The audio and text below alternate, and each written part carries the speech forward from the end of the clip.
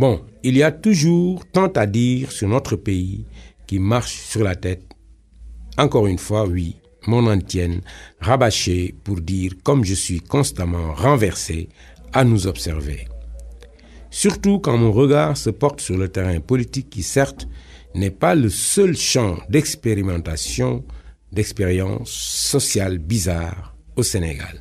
Nous avons déjà parlé ici de l'usage irrationnel, notamment sur les réseaux sociaux, que nous faisions du formidable outil d'information, d'acquisition de savoirs divers et d'ouverture au monde qu'est Internet. Là aussi, l'ambiance psychédélique, doublée de schizophrénie, ne le cède en rien au terrain politique. Mais on peut choisir sur les réseaux sociaux. On peut même choisir de ne pas y aller du tout.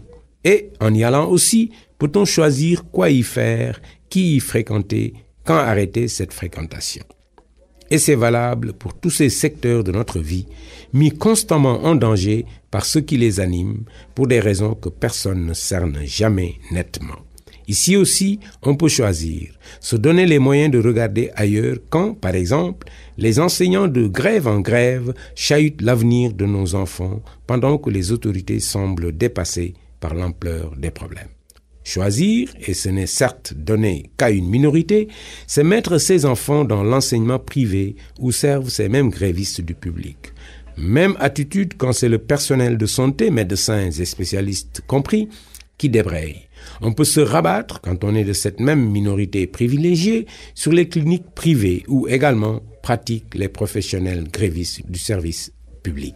Les banques qui ne prêtent pas d'argent aux nouveaux entrepreneurs, confirmant qu'on ne prête qu'aux riches, ce qui était au départ une plaisanterie étant devenu leur devise, le transport privé urbain et interurbain ou sévices de quasi-mafia, prétendument syndicats, qui empêchent la modernisation du secteur par un État tenu sous le joug par des menaces de grèves et grèves effectives dès que l'autorité parle de mettre un peu d'ordre dans l'affaire. Ici aussi existe la possibilité de se soustraire à l'emprise des seigneurs du transport auto que n'émeuvent point les hécatombes causées sur les routes par leurs guimbardes de 20, parfois 25 ans d'âge.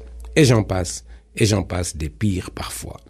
Cependant, quand on n'en peut plus, on peut se réfugier dans la marginalité, sur les plages à griller du poisson et certaines cigarettes, écouter du reggae, écrire de la poésie. Il y a mieux que ça, bien sûr, c'est de créer sa start-up, gagner son pognon, porter des costards slim, rouler en caisse de luxe. Il existe 1000 façons de se soustraire à la foire d'empoigne nationale dans ces manifestations autres que politiques que je n'ai certes que partiellement décrites ici. Et croire, mais croire seulement qu'on est sorti de l'auberge. Mais alors, comment échapper à la politique elle-même ? Un adage connu dit bien que si vous ne faites pas de la politique vous fait. Cette politique politicienne, démagogique et foraine, presque spécifique au Sénégal, dont nous parlions la semaine dernière, reste de la politique. Elle est la politique chez nous. L'affaire, pour ne pas la laisser nous faire, ce n'est certes pas plonger dedans corps et âme, quitte à vendre les deux au diable à la première occasion. Comme on en a vu une manifestation repoussante la semaine dernière qui heurte la bienséance. Ce n'est même pas forcément s'en approcher et la pratiquer. C'est juste veiller, alerter sur les dérives de ces animateurs, faire attention à qui on confie nos vies.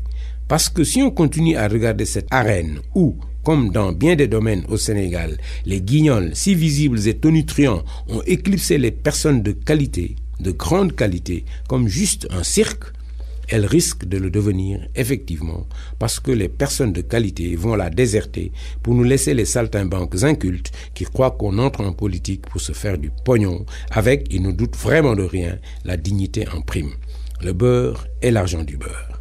Ils seront tellement repus qu'il n'en restera pas un pour s'occuper des affaires des populations. Il n'y aura même plus d'écoles privées fiables, ni de cliniques privées sûres, ni même de plages sécurisées ou griller quoi que ce soit. Ce sera le règne du chaos parce qu'on aura mis notre destin entre des mains chaotiques.